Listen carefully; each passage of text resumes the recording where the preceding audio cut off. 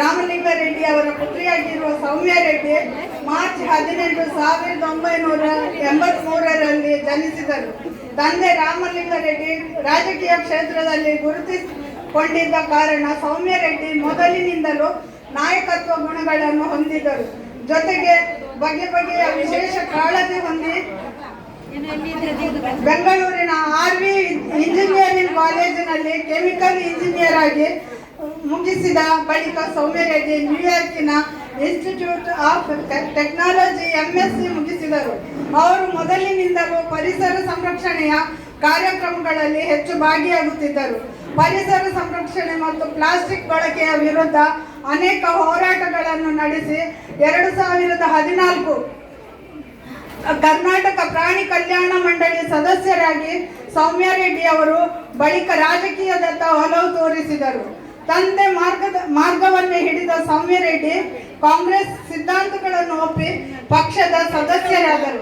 ಬಳಿಕ 2016ರಲ್ಲಿ ಕರ್ನಾಟಕ ಪ್ರದೇಶ ಮಹಿಳಾ ಕಾಂಗ್ರೆಸ್ಸಿನ ಪ್ರಧಾನ ಕಾರ್ಯದರ್ಶಿಯಾದರು.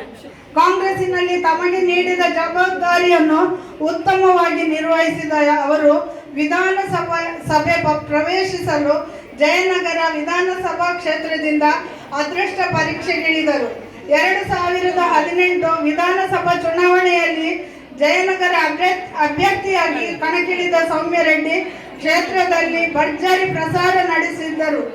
ಮೊದಲ ಬಾರಿಗೆ ಚುನಾವಣೆ ಕಣಕ್ಕಿಳಿದ ಪುತ್ರಿಗೆ ಕಾಂಗ್ರೆಸ್ಸಿನ ಹಿರಿಯ ಮುಖಂಡ ರಾಮಲಿಂಗಾರೆಡ್ಡಿ ಸಾಥ್ ನೀಡಿದರು. ಜೊತೆಗೆ ಕಾಂಗ್ರೆಸ್ ನಾಯಕರು ಸಾಥ್ ನೀಡಿ ಮೊದಲ ಬಾರಿ ಮಹಿಳಾ ಚುನಾವಣೆ ಕಣಕ್ಕಿಳಿದ ಕಾಂಗ್ರೆಸ್ ಧುರೀಣೆ ಸೌಮ್ಯ ರೆಡ್ಡಿ ಬಿಜೆಪಿಯ BN ಪ್ರಹ್ಲಾದ್ ಬಾಬು ಅವರನ್ನು 2889 ಮತಗಳ ಅಂತರದಲ್ಲಿ ಸೋಲಿಸಿದರು.